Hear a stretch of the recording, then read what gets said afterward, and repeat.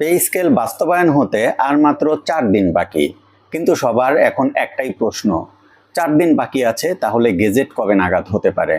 কতটুকুই বা বাড়ানো হচ্ছে সরকারি চাকরিজীবীদের মূল বেতন? এছাড়াও পত্রপত্রিকায় আরও একটা নিউজ কিন্তু ঢালাওভাবে প্রচার হয়েছে, সেটি হলো বেসিক শতভাগ বাড়ানো হলেও কাটছাট করা হবে অন্যান্য ভাতাগুলোতে। বাস্তবতা কি বলছে, আসল সত্যই বাকি, কবে নাগাদ পে স্কেলের চূড়ান্ত গেজেট হতে পারে, বিস্তারিত আজকের ভিডিওতে আলোচনা করার চেষ্টা করব। আমি ভিডিওর শুরুতেই আপনাদের বলে নিচ্ছি, আজকের ভিডিওটা মোটেও কিন্তু কোনো আপডেট ভিডিও নয়।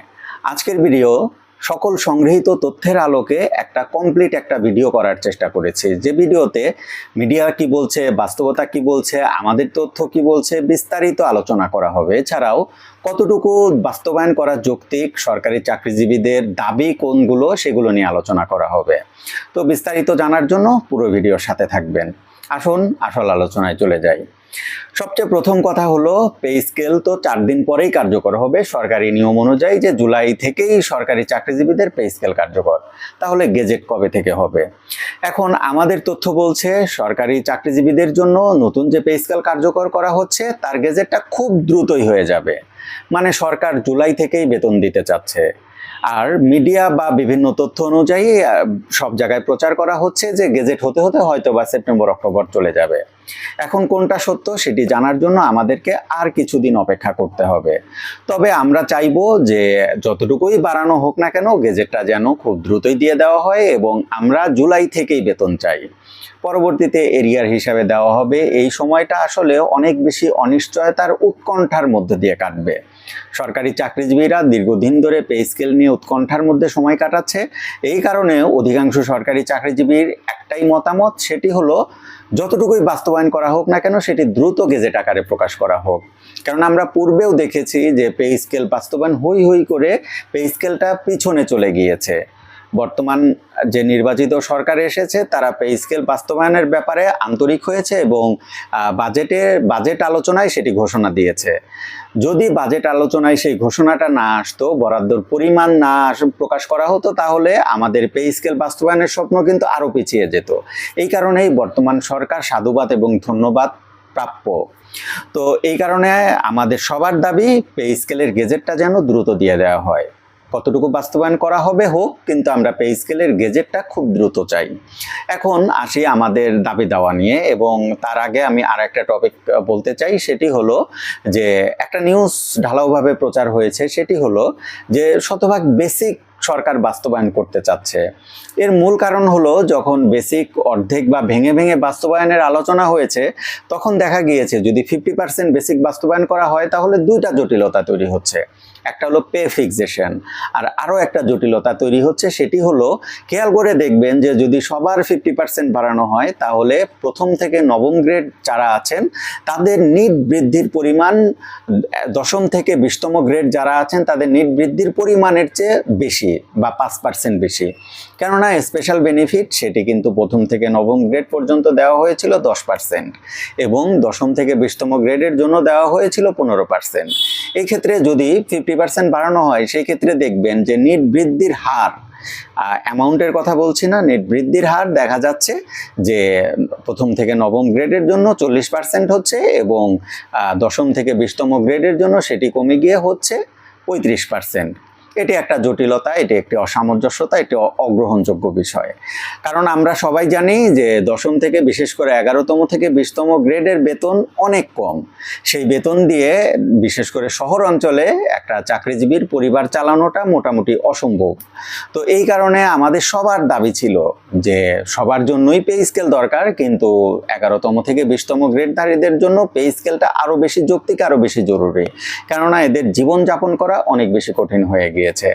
এই কারণে একটা জটিলতা তৈরি হয়েছিল। আর পে ফিক্সেশনের একটা বিষয় তো ছিলই, যে ধরুন যারা এই আগামী অর্থ বছরে রিটায়ারমেন্টে যাবে তাদের পে ফিক্সেশন, এবং পরবর্তী অর্থ বছরে যারা রিটায়ারমেন্টে যাবে তাদের পে ফিক্সেশনে একটা বড় জটিলতার বিষয় আছে।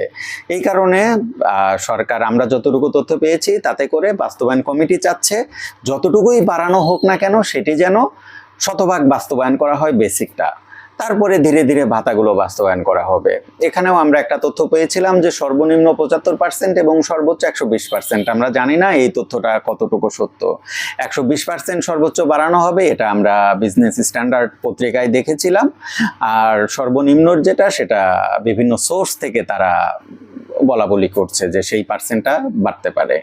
এখন আরেকটা বিষয়ে শতভাগ বেসিক বাড়িয়ে যে আরেকটা যে ভাতাগুলো আছে সেই ভাতাগুলো নাকি কম হারে বাড়ানোর, এবং কিছু কিছু ভাতা আছে যে ভাতাগুলো বর্তমান যুগের সাথে যায় না, সেই ভাতাগুলো নাকি একটু কমানো বা বাদ দেওয়ার প্রসিডিউর বা প্ল্যান চলছে। যদি এমন হয় তাহলে সেটিও একটু দুঃখজনক ব্যাপার হবে। আর কেননা আমাদের বেসিক যতটুকু যাচ্ছে ততটুকু তো ধরেন ইনফ্লেশনের সাথে সঙ্গতি রেখে বাদবাকি ভাতাগুলো বাড়ানোটা বা প্রদান করাটা জরুরি।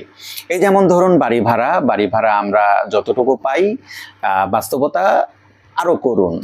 আমাদের বিশেষ করে 11তম থেকে 20তম গ্রেডধারীরা যতটুকু বাড়ি ভাড়া পায় তার চেয়ে বেশি হারে বাড়ি ভাড়া দিয়ে কিন্তু তাদের থাকতে হয়, বিশেষ করে ঢাকা শহর বা বিভাগীয় শহর অঞ্চলগুলোতে।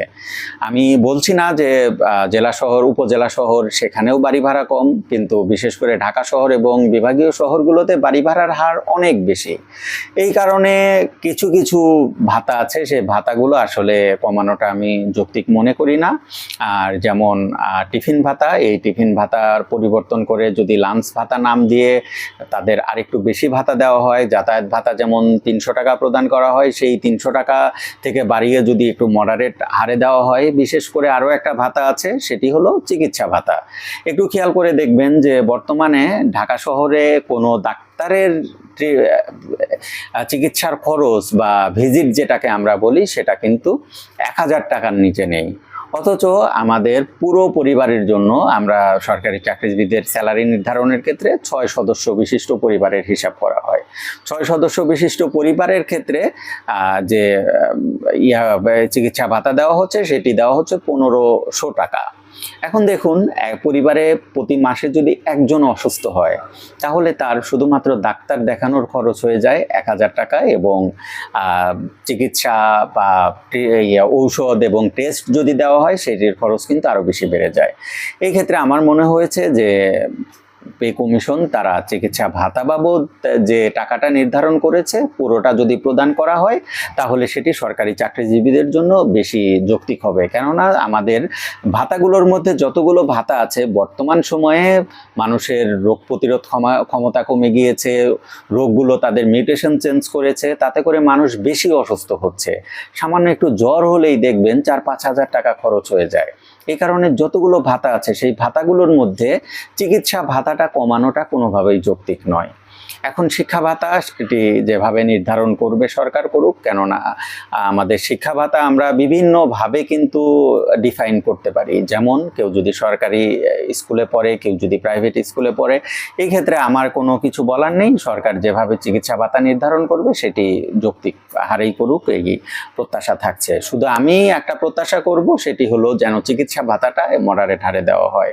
আরও একটা বিষয় গুরুত্বপূর্ণ, সেটি হলো ইনক্রিমেন্ট। বাৎসরিক ইনক্রিমেন্ট 5% থেকে আমার মতামত হলো সেটি যেন ইনফ্লেশনের সাথে সঙ্গতি রেখে দেওয়া হয়। কখনো যদি ইনফ্লেশন 5%-এর নিচে নেমে যায় তাহলে সেই বছর ইনক্রিমেন্ট 5%-এর নিচে হোক, সেটি আমরা সবাই মেনে নিব। কিন্তু ইনফ্লেশন আমরা বিগত বছরগুলোতে দেখেছি সবসময় 7, 8, 9, 10%-এর কাছাকাছি দৌড়পাক খেয়েছে। এই কারণে এই ভাতাগুলো আসলে সময়ের সাথে সঙ্গতি রেখে সমন্বয় করাটা জরুরি।